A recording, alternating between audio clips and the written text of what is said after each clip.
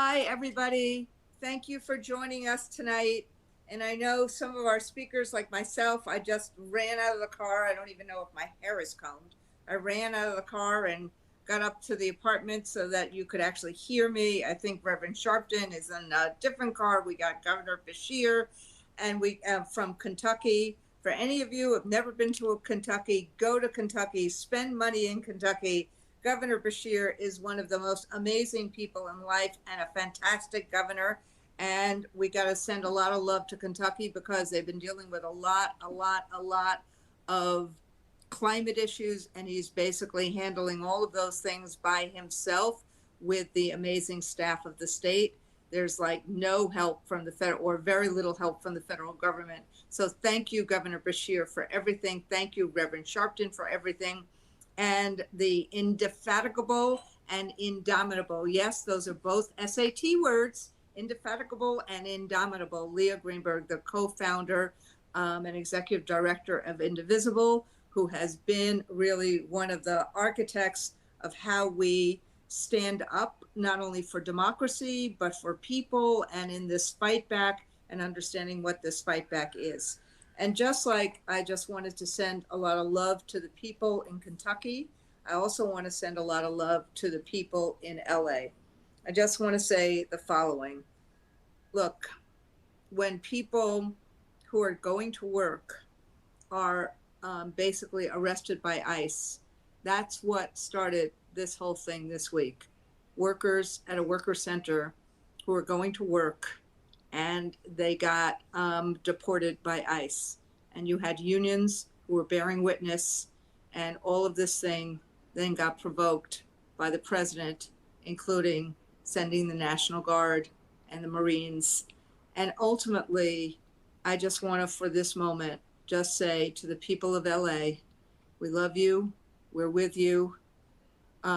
Virtually everyone I know in LA is peace-loving, nonviolent, and wants to have a better life for themselves and their family, whether they're documented or undocumented. And I want to just say to the caretakers and to the helpers and to David Huerta, thank you for fighting that fight, and thank you for caring for people. So I just really wanted to start that way in terms of LA, because as a community, we need to be for each other. Yes, I know some people, somebody said thumbs down, that's okay. We need to be for each other. A couple of people said thumbs down, but there are all sorts of people said thumbs up and all this other stuff. And by the way, this is the town hall that's open for everyone. And as a result, in terms of being open for everyone, what we're seeing is that, you know, we're going to get different views in terms of here. And I suspect there's a lot of people who have signed on who may not agree with everything that everybody says, but part of who we are as teachers and as a teachers union, part of who we are is we are about enlarging the tent. And part of what June 14th is about is it is about attempting to get to the best of what our founders and framers did. And what was that? Almost 250 years ago. And I think we can take down the videos out of. I think we can take these videos down of the cops. If we can do that, can we, Kelly? Thank you. Part of what we do, and part of what you see with George Washington right now, is that there was a decision made as part of the Revolutionary War. And in the aftermath, I don't know, did anybody actually see the Tonys, which were fantastic, that the first Hamilton cast did a reprise of Hamilton and the Tonys. But part of what happened in the Revolutionary War is that our framers and our founders said, no kings. We need to have presidents. We need to have the idea that the power of the people, or the power of a government, derives from the people, not from one man, not from one party, not from a crown. That is what was the most important focus of the framers. That is why they shed lots of blood, sweat, and tears to actually create this country, the first 13 colonies. Now, there's a bunch of things we don't like about what was in the initial Constitution, including the fact that there was slavery, the fact that women couldn't vote, and there's lots of things that have changed over time. But this notion that this country is about the people, not about kings, and that the power derives from us, and that democracy is not a crown handed down from above, but a collective project that we all share responsibility for. That's what June 14th about. So, Lia, I didn't get to do an appropriate introduction of you. I love these must be all these teachers who know exactly what we just went through when we said, oh my God, we don't have the internet. But this great young leader, and sorry, Lia, I am older, so I get to call you this young, indefatigable, indomitable person. You've always been an activist, but what you did post the 16 election was you actually started helping people become activists and do something that I know my wife says all the time. Everybody can't do everything, but we can all do something. And you started Indivisible with your husband and have actually figured out how we can create a big tent that's about humanity, that's about democracy, that's about making sure that we in America have a path to a better life, which means that we're engaging with people on, in all sorts of different ways and showing up for each other. And these days, showing up from each other means, in these days of what could be authoritarianism, means showing up on the streets. So without further ado, I just want you to speak for a bit about what this is, what we're doing on Saturday. I'm just honored to stand up with you and be shoulder to shoulder with you. Thank you, Randy, and the honor is so mutual. You have been such an incredible partner in this and in so much of our work, and we're just incredibly grateful to be part of this with AFT and with everybody on this call. And a special shout out to the many Indivisibles who I know are also teachers on this call, or the many teachers who I know are also Indivisibles. So No King's Day, we started to build out this idea together with partners like AFT when it became clear that Donald Trump was planning a birthday parade in Washington, D.C. on June 14th, on Flag Day. That this was going to be a moment where he was going to project power, right? He was going to he wanted to play the strong man on TV. And that's part of a bigger strategy, right? We are seeing this in his attacks on our government, in his attacks on workers, in his attacks on everything from higher education to corporations to big law. We are seeing this in his threats to withhold funds from states. We are seeing this most horrifyingly right now in the escalation of these brutal, terrorizing raids on our communities, these attacks on immigrants, and the ways in which he and Stephen Miller have intentionally tried to manufacture a crisis so that they can send in the military to California, attacking completely over the sovereignty of the state, over the authority of the state, and that they can go after in order to chill our rights to dissent. So what we're seeing as Donald Trump is sending military tanks to DC for his birthday, as he is deploying troops to California, is this collective effort to project his strength. We need to meet that by showing him that he is wrong, that power is not about fascist theatrics in DC. It is about the power of the people everywhere in this country coming together collectively across our differences to form that big tent and to say, we might not agree on everything, but we are going to collectively stand together. We are going to collectively stand for each other. And our values, our American values, our power, our consent is where power comes from. And that is the thinking behind No King's Day. We've been proud to work in partnership with our friends in labor, with our friends in civil rights and immigrant rights, with veterans, with faith leaders, to try to build something that is an invitation to anyone who knows that what is happening in this country right now, what is being done to our people, to our communities, is wrong. And that we can come together, hold each other up, and have a day of joyful, peaceful defiance of Donald Trump's message of strength in DC. So that's the basic idea behind it. Where, you might be asking, what is it though? So right now, No King's Day is 1,800 events. I think we'll hit 1,900 today, all over the country, in every single state. We got a lot of coverage. You are probably within 30 minutes of an event wherever you are. If you are not, consider yourself invited to host and run your own event.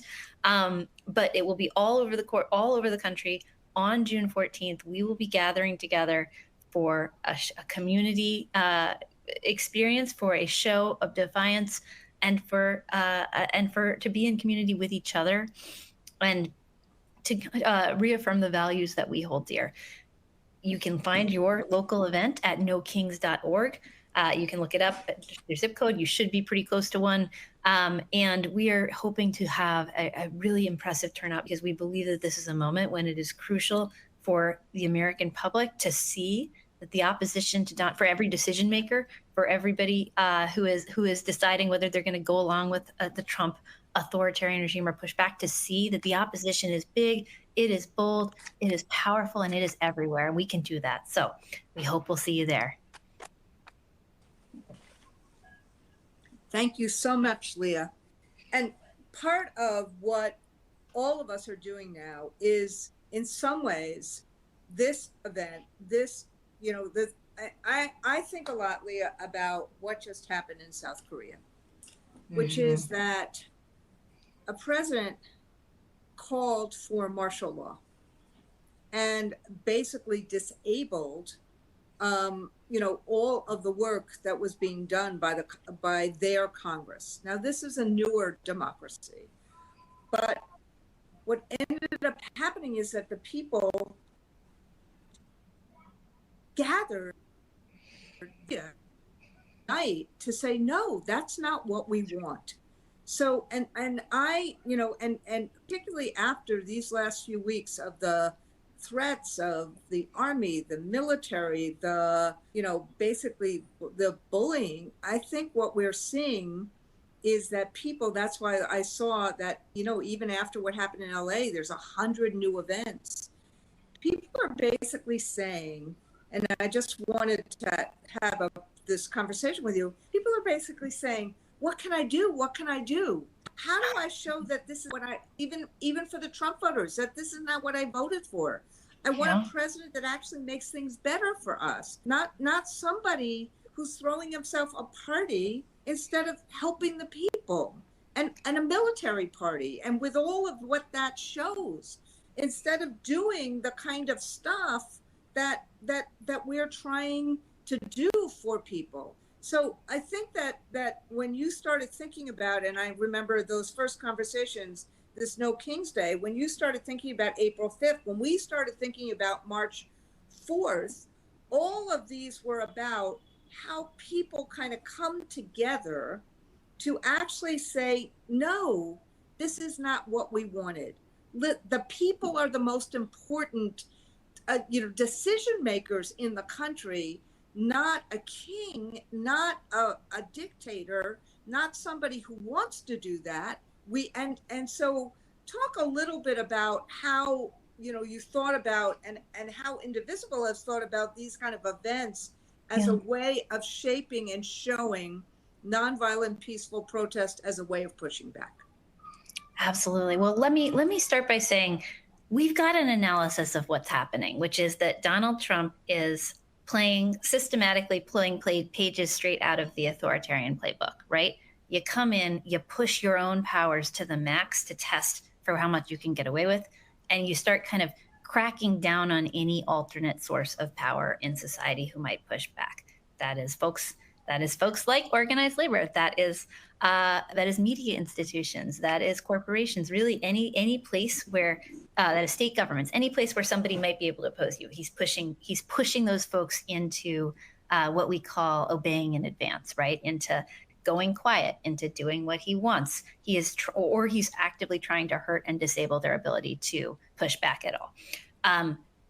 in a moment like this, where there is an active effort by the president and his regime to chill dissent, to create costs for anybody who speaks out, it is absolutely crucial that you have collective action, right? Because fundamentally, what they are trying to do is they're trying to create a sense of inevitability. They're trying to make everyone think, oh, Donald Trump is going to be here forever. The MAGA regime is in charge for the future. I better just make the decisions that I can to go along to get along. I better keep my head down. I better do what they want, etc. That is a rational decision for anybody who thinks that these folks are going to stay in power permanently. That's what I say when I mean they have to create this illusion of inevitability. And it is an illusion. It is a lie. Their power is so much more brittle than they would like you to believe. Their power fundamentally is dependent on all of us actually agreeing, actually obeying, actually going along with them. If we collectively organize, if we collectively expose that lie for what it is, then we are going to be in a completely different position, and they are not going to be able to get away with the things that they're trying to do. That is why we think this is so important. And the fact that this is coming at a moment when they are illegally sending troops into California, into Los Angeles, where no one wants them to be, intentionally attempting to escalate in order to justify broader crackdowns on dissent, that makes it so much more important for all of us collectively to be in solidarity with Los Angeles, in solidarity with our immigrant friends and neighbors, in solidarity with basic American values, right? Because again, we already had this conversation in this country. We decided that we don't have kings 250 years ago. We're really clear on that. It's kind of our founding thing. We're not going to stand for it now. Thank you so much. And I know we're going to come back to you at the end where we're going to talk about the 1800 events and how you can mobilize. But I hear, rumor has it, that we have Reverend Sharpton on the phone right now. And I just want to say, this is one of these, for this, not just this protest, but for America to have a multi-racial democracy. The civil rights movement, from when the civil rights movement engaged and involved. And there's no one better to talk about what this means in terms of when there's a front on democracy, when there's an inability to have a voice, when you have a dictator or a king instead of a president. There's no one better to talk about what that attack and assault on freedom is, and that assault and what it means in terms of justice and decency and humanity and opportunity, than somebody like Reverend Sharpton, who had started, you know him as, or some of you know him as the anchor of Politics Nation.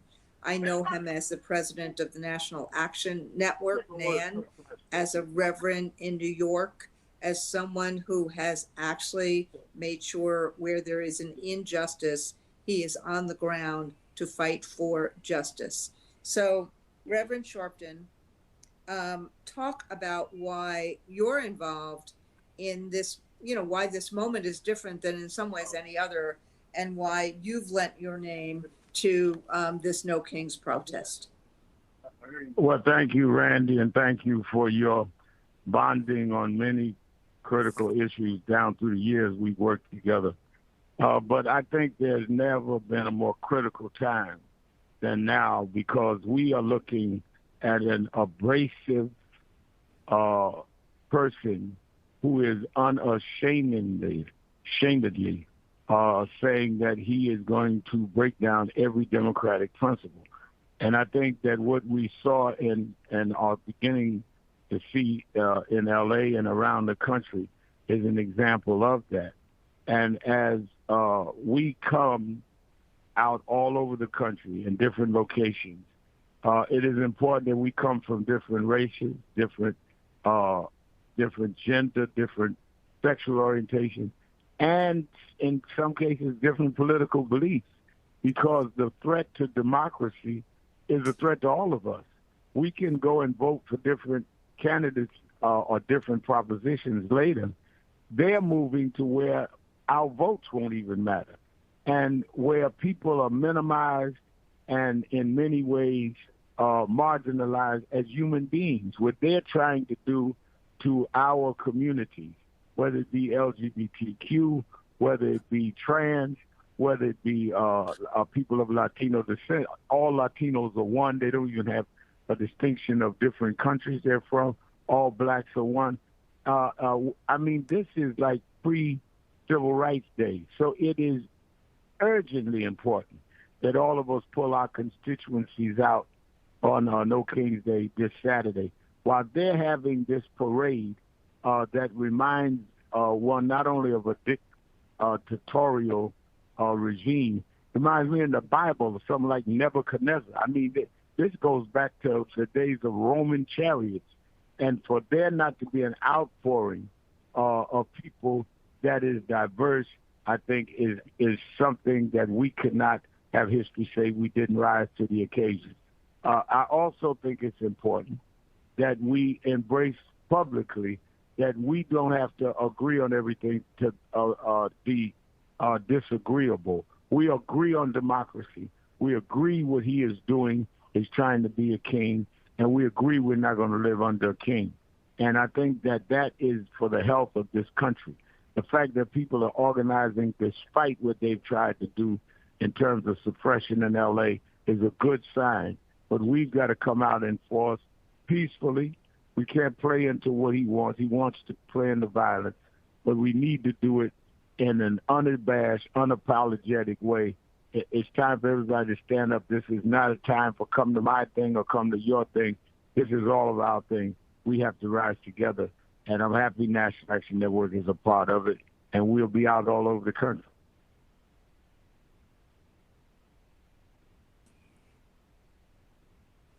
Thank you so much. I know you have to run, so I'm just gonna say thank you. And I think what you just said, Rev, about we don't have to agree on everything. I mean, we often get into a situation these days, if we don't have like a list of 40 things that we agree on, then all of a sudden we can't be in each other's community. And this is really important. We don't have to agree on everything. But the one thing that has been an enduring quality of this country is that we have a democracy. We have 3 branches of government. We are not ruled by the military. We are ruled by a system of laws. We're not ruled by one. We are ruled by the people through those 3 branches of government, with the separation of power of the states and the federal government. And I think that this is that kind of moment where conservatives and liberals, it doesn't matter if you're right, left, independent, this is a moment that it is about the people, just like in South Korea, to save the ability to have the disagreements with each other. And I think that's really, really, really important for a really important observation. And it's also really important that it has to be, people of all ages. It has to be people of all faiths. It has to be people of all races and creeds. And I think that is what makes this moment so, so, so important, and the split screen so important. So I really, really appreciate you saying that, Reverend Sharpton, and I can't wait to see you on Saturday. All right, thank you. Can't wait to see you. Thank you. Thank you. Thank you, my friend. And speaking of someone who actually really understands this to an art form, is the governor of Kentucky, Andy Beshear.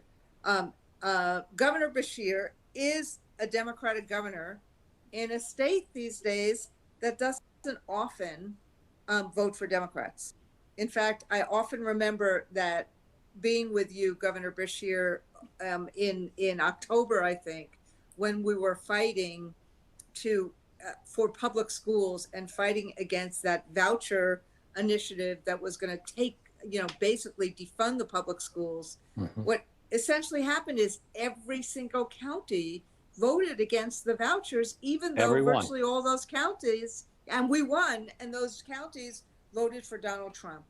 And so you actually have done so much to find that through line about the values that you believe in, the values the state believes in, the kind of social contract from FDR on about how we try to create that social contract of Medicare and Medicaid and Social Security and good jobs and affordable housing and decent schools, and how you've made it, you have kind of transcended the line between Democrat and Republican in terms of that.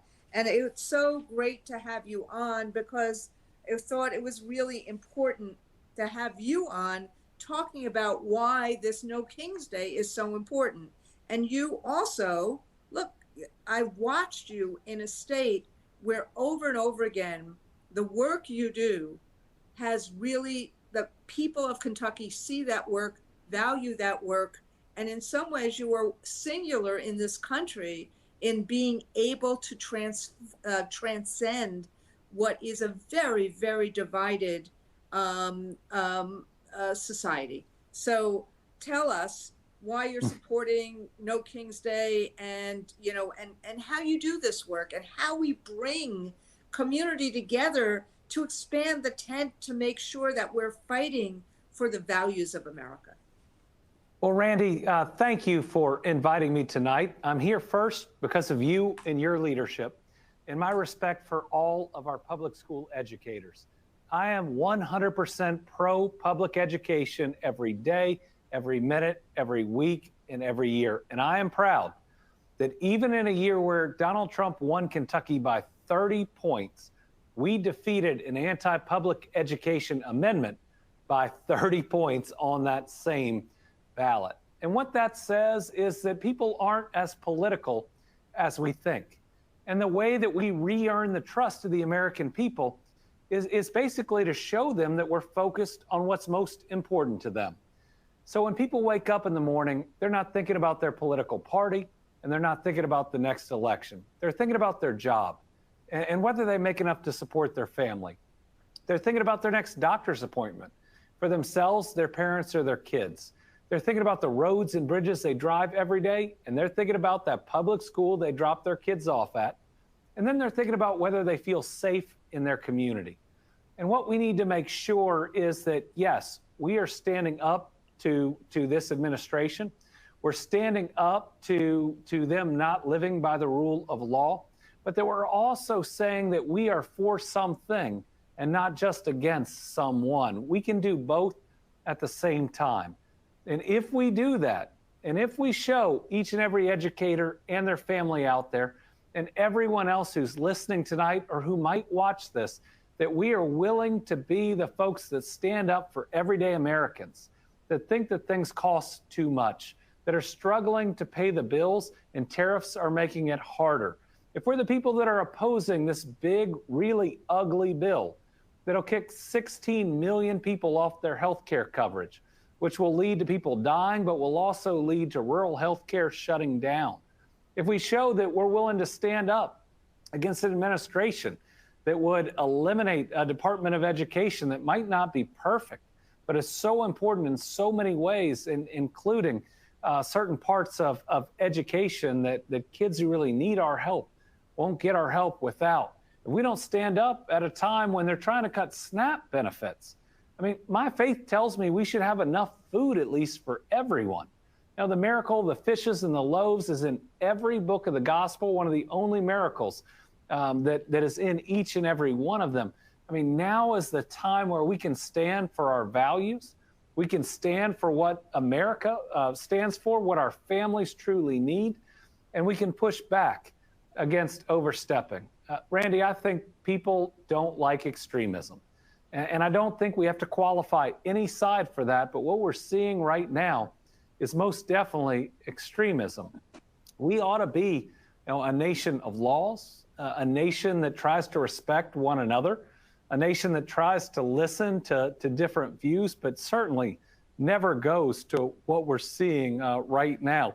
And I hope a nation that believes that strength is not owning the other side or pushing someone down. It's about compassion. It's about more judgment, more love and less judgment. In many ways, to me, it's about that parable of the Good Samaritan, where the Good Samaritan lifts somebody up and doesn't kick them while they're down. And that's the type of example that you and all of our public school educators show every day. That's the type of example that I think we need to live by right now. And it's a huge contrast to what we're seeing coming out of Washington, D.C. So listen, I'm in this right now because I've got 2 teenagers. So everybody, please pray for me. But I will not leave, I will not leave a broken country to them or anyone else. And so let's make sure that we're out there speaking out for our democracy and for our country. But let's also make sure we're doing it in a way to where we can welcome people back when they see this administration has gone too far. When a family that thought that Donald Trump would help them with their bills at the end of the month, but now see tariffs making things more expensive, and hear him saying that their kids have too many toys, let's make sure we're not judging them. We're saying, okay, we might not have been saying the right things or doing the right things, but we care about you. And we're ready to work together to make this a better country for you and everybody else. And in many ways, we talk about process a lot. Let's stop talking about right or left, and let's move forward for every single American. We can do things that lift everybody up, that push nobody down, that ultimately just make opportunity possible for everyone. And Randi, I think you and all of our public school educators do that every day. I just want to say, Governor Beshear, look, with everything that's going on, with all the climate issues and all of the weather issues that have gone on in Kentucky, and all of the things, all of the, just the challenges, I've always find it, you bring hope every day. And I think the way in which you frame things, I'm saying this for the audience who's listening, school teachers and others, that there is a promise of America. There is an opportunity in America. That is what America was built on. Innovation and creativity, and not fear and anger and anxiety, but what is that better path? What can we do if we have freedom, if we have fairness, if we have some sense of security? What can we do to actually lift everybody up? That's what the expansion of Medicaid was about. That is what public education is about.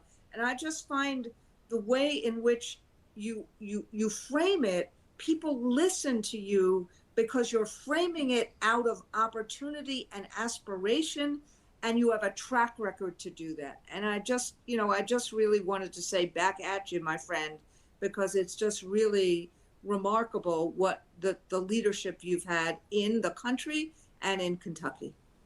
That's really kind. I take inspiration from the people of Kentucky and the people of America. When we push the politics aside, our people are so good. And we've been hit by natural disaster after natural disaster, over and over, and the likes of which we've never seen before. I've stood next to hundreds of people that are lucky to be alive, but they're looking at what their house or their business, and it's just rubble. And they're saying, where do I start? And 10 other people walk up and say, start with us. That's who we are. And sometimes the noise can crowd that out or can lead us to this direction or that. But when somebody is trying to just divide us and to make an us versus a them, that's not who we are as Americans. That's not how we built our strength. That's not how we won multiple world wars. We are so much stronger together. And when we just say that, maybe some people are a little different than us, but we're not going to judge them.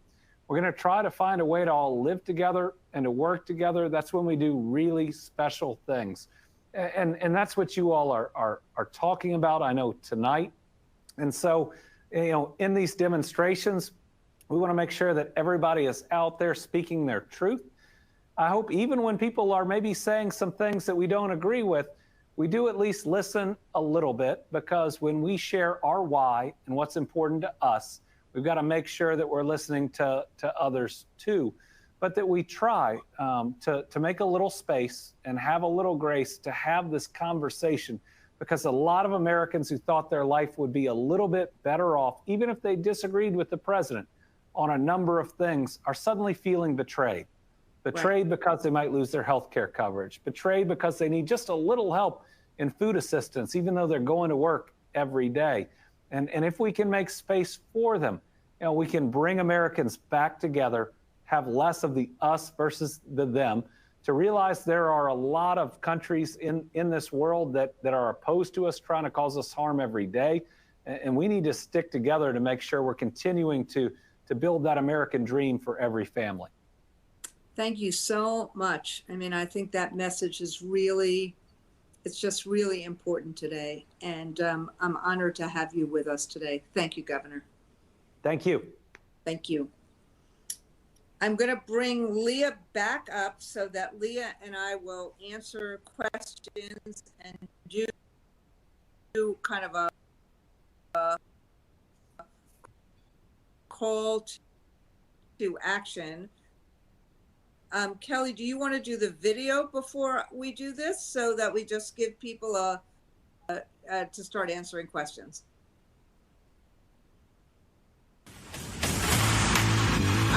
The video.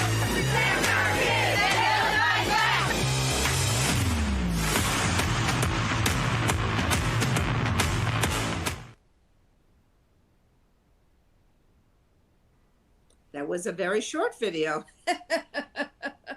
So I want to just there's a couple of questions that we've gotten, Lia, and I just want you and I to try to see how we can answer some of them. I thought it was really prophetic, frankly, that both Governor Beshear and Reverend Sharpton are both talking about how you can't, this protest, in my judgment, this protest is more important than any of the others that we've had, because it does go to the core of, if we don't have a democracy, if we have authoritarianism, then we can't actually fight about the issues that you and I may be on one side of it, others on the Zoom may be on another side, but we won't have the ability to fight about those issues in the court of public opinion or in the Congress or in government without having a democracy.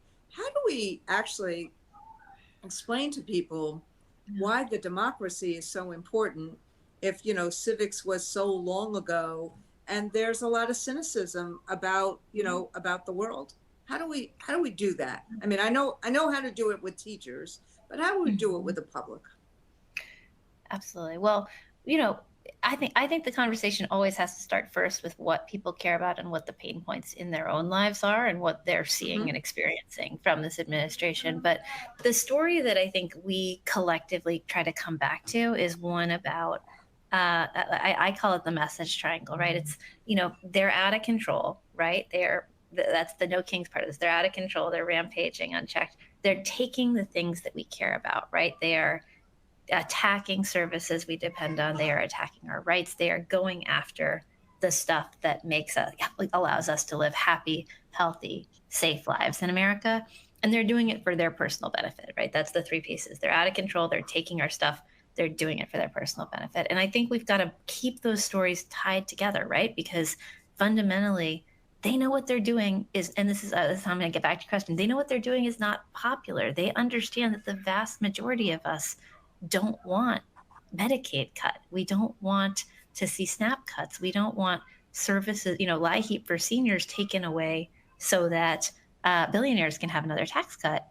And so they are attacking the fundamentals of our democracy in order to get at that, right? And so, or in order to cut out that accountability loop where we can say, no, this is not what we wanted. And that's why, fundamentally, we can disagree on policies, we can disagree on issues, but we've got to actually come together to maintain that fundamental democratic accountability that allows us to even have the next election where we argue it out on the issues. Yeah. And so for us, it's really about braiding together those stories of our personal harm and of the importance of actually having the ability to litigate that through a democratic process. That's really important. I just want to say those three things again. And then there's a question for me, which I will take, and then there's a question for you, which I'm going to give you. That they are out of control, meaning they are beyond what is legally allowed for them to do, whether it's the norms of democracy or whether it is the actual words. Like, you can't put somebody in jail without due process, whether Right. they are a citizen or whether they're just in this country.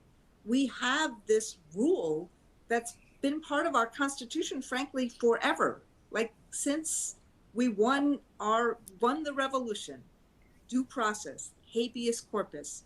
So that due process, it's not voluntary.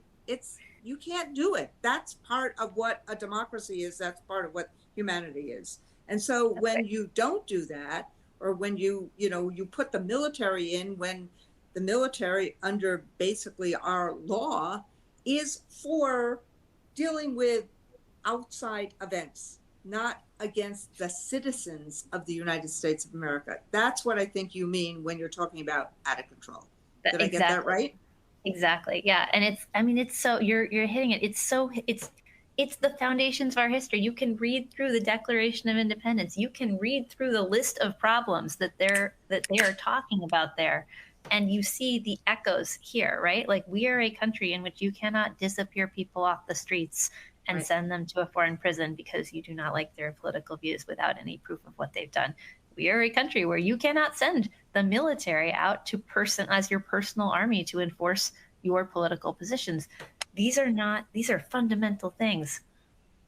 Fundamental human. Oh dear. It looks like we've lost Randy. I'm just gonna keep going because I could speak about this point for a while. And I was just gonna add, and initially decided not to. I know there are some history teachers on this call, right? Habeas corpus goes back. It goes back to the Magna Carta. There are like 12th century English nobles that rebel when you say, I can just take people off the streets and disappear them without any due process, right?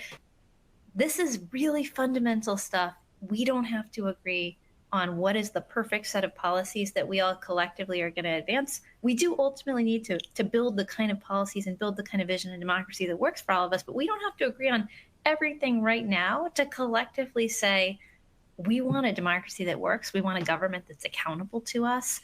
We want an end to the rampant corruption, and to a government that is by billionaires, for billionaires.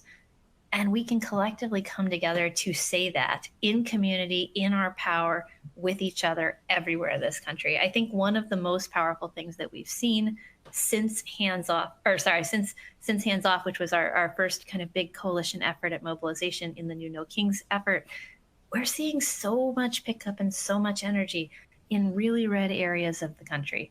There are dozens of events on the books in Wyoming, in Montana, in Nebraska. We are hearing from people all over, from small towns, from bigger cities, folks who are collectively energized and who, in putting that event on the map, are finding that there are way more people than they expected. And maybe even some people who they really wouldn't have expected actually feel this way, actually see this, want to show up. Randy, I've just been filibustering a little bit. No, that was fantastic. I don't know, there's something today where we have two Zooms going on at the same time. My wife is actually doing a big class on Gandhi right now, and I'm here doing this Zoom, and we are but there's something wrong with Wi-Fi up in our neighborhood right now. So my apologies to everybody, but thank you for vamping for me. I really appreciate it. As a fellow movement couple who are sometimes on the same call at the same time, I fully feel the pain of the Wi-Fi cannot support us both. Like the Ethernet, we couldn't, all of a sudden the Wi-Fi wasn't working. It's like, But the other thing, so out of control. I kind of want, because people don't know these words about authoritarianism, and I'm glad that this chart is up there right now, because we expect, frankly, in America, we expect that we'll be able to work all this stuff out. We don't think that this is going to change. We've had a democracy, warts and all, for 250 years. We don't expect this. So the issue about talking about authoritarianism is really important. So I just wanted to get to, because I think the way in which you framed it about out of control, taking our stuff and doing it for personal use, those things are features of a dictator, they're features of a king. But when we say taking our stuff, like breaking it and taking our stuff, yeah, all of us, I think all of us could probably agree that the federal government could be more efficient, that bureaucracy could be more efficient. But when they all of a sudden take all of our data and right. use it with AI, or when they just basically get rid of the weather people in the federal government, so you don't have an early warning system for a climate emergency like Governor Beshear was talking about, or when you basically try to cut all the funds for research that Harvard is doing, or all these research institutions are doing, or when you just basically cut Medicaid, or basically say that somebody is dead and when they're quite alive, but they now have to work, weeks and weeks to get through the bureaucracy to get back on Social Security. Is that what we mean when we're talking about taking our stuff? Yes, that is. And also we want to construct the kinds of frames that let people fill in what's most meaningful to them, right? When we did hands off as a protest in April, part of the idea was hands off our democracy, hands off our services, hands off our rights, what is speaking to you, you bring that into the protest. And so this is an opportunity for each of us to say, this is what democracy means to me. This is the way in which I am personally under attack. I see there's a great graphic of all of the things that are under attack up there. Yeah. And we couldn't even, we can't even cover it all on this call, right? We're not necessarily all going to show up for the same reason. That's okay too. Like, we actually want to hold each other together. We want to create the big container that lets each of us express how we are feeling, but with some real diversity of why and how, and how we're coming together. And so that was the idea behind hands off. That was the idea behind No Kings. It is a rallying cry that we can all agree with, even if that's not necessarily the same. We're not necessarily showing up for exactly the same reason. Yeah, it's it's a big tent, because the through line with all of it, and I want to get to the corruption piece for a second, but the through line with all of it is that if we don't have a democracy, we're not going to be able to fight for economic rights. If we don't have a democracy, we're not going to be able to fight for the things that we think that any of us, even if we disagree, think are important, because it's going to be whoever the king is, their point of view, and they will enforce it through fear instead of, having a conversation or, having a decision making through the Congress and the president, at, basically litigated through the rule of law through the courts. And I think that becomes really important. It sounds so teacher-y of me, but it's really important for people to see. When we say fighting for democracy, we're fighting for your rights to actually have a fight about this, to have a discussion about this, to have something that the government should be doing for you. That's totally right. And I think it's also just worth noting, like, there's not a there's not a tension between the economic part of that story and the democracy and rights part of that story. We have the data from around the world, right? Countries that are autocracies, they have much higher levels of income inequality. They have drastically higher levels of corruption. They have lower investment in public services. The kinds of things that that work for us right now in the United States are the kinds of things that autocrats attack, right? They implement an austerity agenda. They go after what we depend on. There's a reason that, like, new democracies like South Korea are relatively newer democracies, places that have a muscle memory of having been under authoritarian control. Those are the places where everybody will go out into the streets and get out there right when they need to, because they remember, right? They've got a living generation that remembers what it was like and is really clear that we're not going back. And so in some ways, the fact that we have this rich history of democracy in this country, it's both the strength that we draw on, but it can also insulate us to the actual real risks that we are running right now and the need to organize like our future depends on it. Exactly. And that gets to, and then I want to get to the safety. We've gotten a lot of calls, a lot of questions about important tips about safety and, making sure you have water and things like that. So I'm going to get to that in 1 second as we do our as we start closing up here.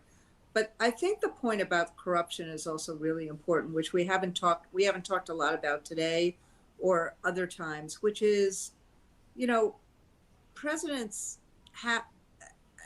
having a crypto dinner where essentially, you're buying access and there's no regulation about it and you don't know who it is.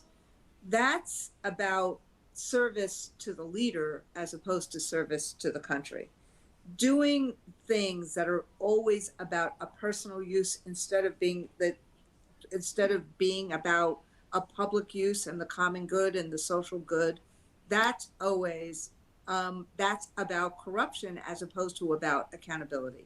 A president is elected to do things for the people, not to enrich. We haven't had herself, but not to enrich himself. And I think that there's been a lot of concern now that the presidency seems these days to be about enriching Mr. Trump and his family.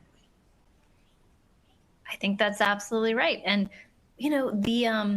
the military or the birthday parade is an example of this. Like, this is $45 million to $100 million that is going to be spent on Donald Trump's personal desire for glorification. That is taxpayer money that is coming at the same time that they are telling us that they need to cut Medicaid and cut SNAP in order to, quote unquote, balance the budget. They're not going to balance the budget. They're going to blow a giant hole in the budget in order to deliver tax cuts for billionaires. But there's just this complete merging of the personal fortunes of Donald Trump and his family and the personal interests of Donald Trump and his family and the federal government. And we're seeing it across the board. And, I think what we know about how do we communicate about that is we got to connect that really directly to the lived experiences and to the felt experiences of folks around the country so that they understand, it's corrupt and it's actually having a direct impact on me, right? It is right. Money taken away from Medicaid is going to Donald Trump's family. Exactly. So what I'd like you to do, Kelly, is put that chart back up on how you beat authoritarianism as we do the final questions. And then I know we're going to do a mobilization chart. I just think that it's important for people to see that the work by asking, because I know there's been now a few people who have asked, what are your thoughts? So these are the 3 safety questions, and I'm going to give them to you and I'm going to give them to me as people read this. What are your thoughts on Mr. Trump threatening all of those who are protesting on June 14th? What are some important tips for showing up at rallies to stay safe? And then there's another question about, safety, like drinking water, looking around, the kind of tips that you and I probably know in our heart and head, but it's good for us to say. But let me take that first question first about the threats. Look, Donald Trump is a bully.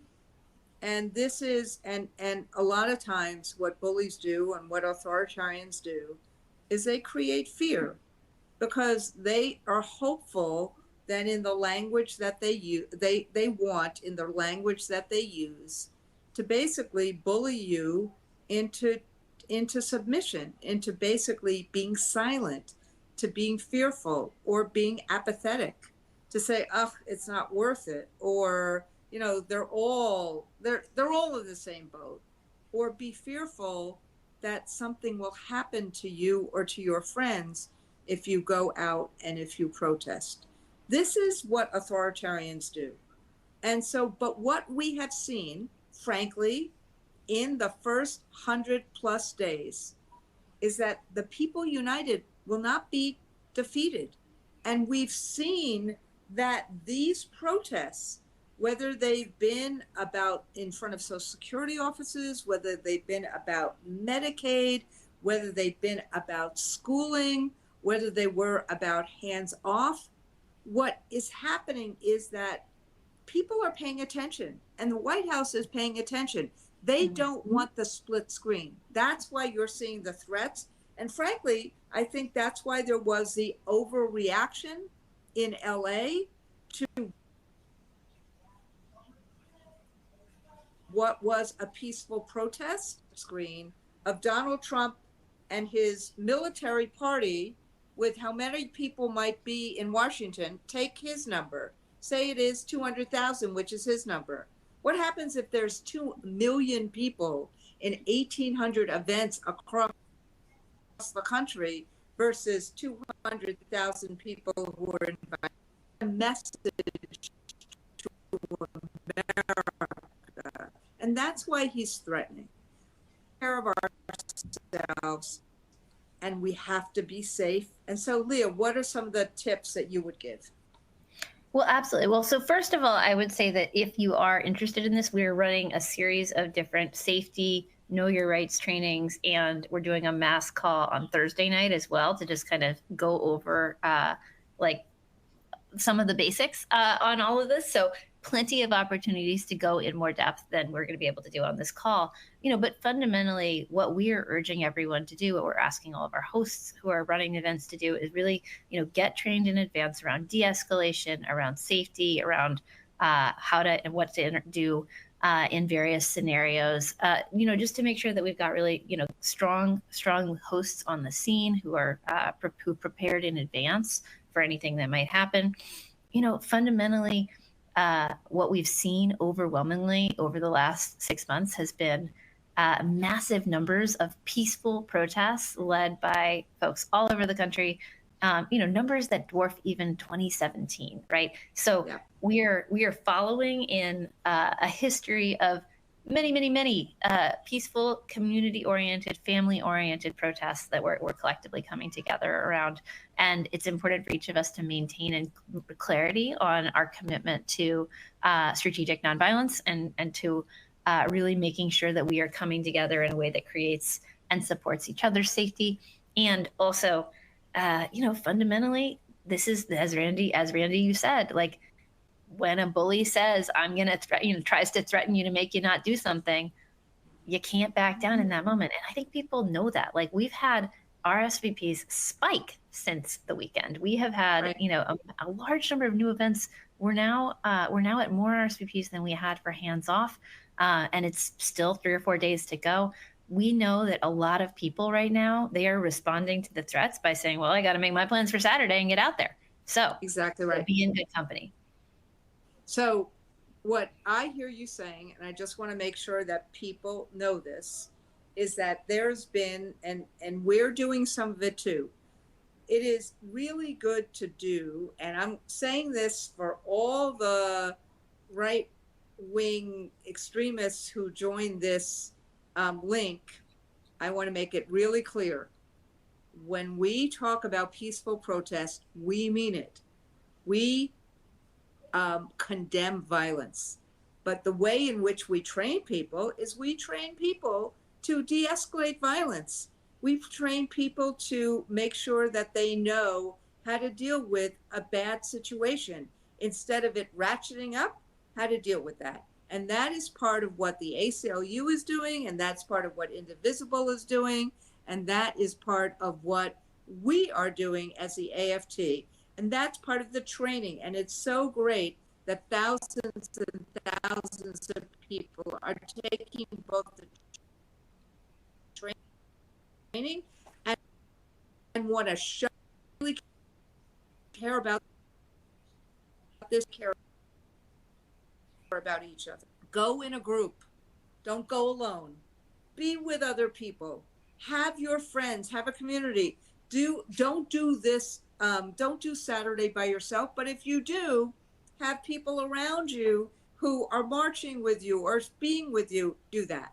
Make sure you have some water and make sure you have comfortable shoes. And we're going to have lots of marshals out there. We're going to have lots of people out there who are going to help make this day one where we're united as a country saying, no kings, it's we the people standing up for each other, for our democracy, for our public schools, for our dignity, for ourselves, for a better life, for a decency, a fairness. That's what we're doing this week. Any final thoughts? I just want to express again my gratitude to you, Randy. I think that we are having this day in large part because AFT was such a committed partner planner, visioner of what was possible. And so we're really proud to be working with you. We're proud of the entire incredible coalition that we've assembled, but we're just enormously grateful to AFT for all that you've done to make this possible.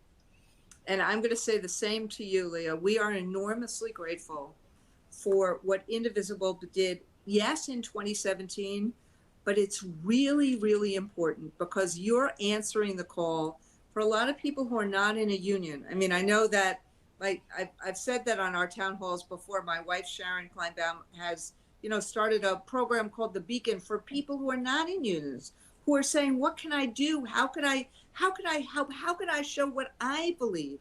But Indivisible, you have done that in terms of giving people a home to say, this is how we can be together as community, to say, no, we don't want kings. No, we want fairness. No, we want to have a country that befits the American dream. No, we want to have a real democracy. No, we know that we have to deal with the pain points and we have to deal with what people really feel, but Indivisible can be your home. And so I really, really, really honor, am grateful, admire what you and Ezra and so many others have done, because you've given people a home to say, we got to do better. So thank you. Thank you. Thank you. So everybody else, you there. I want to say thank you for being here. Thank you for joining us today. We're going to have a follow-up email with a lot of other, I'm just looking at my notes to see if I missed something in terms of what I have to do. There's going to be a follow-up email with lots of information. We're going to do a follow-up email with all of the leaders. But on our website, the AFT website, you can find all 1,800 plus events are there. You can find an event. Go with a friend from school. Go with, go with other people. Do whatever we need to do, but be out there on Saturday, standing up for our democracy, standing up for each other, standing up and saying, no kings. That's not what we wanted 250 years ago. That's not what we fought for 250 years ago. This is what we fought for, an America that is about we the people. That is what we're doing on Saturday, as Donald Trump is partying with the military, with his military party. So can't wait to see all of you on Saturday. Can't wait to get all the pictures. Can't wait to show off all the pictures. And thank you, everybody, for everything you do each and every day. See you there.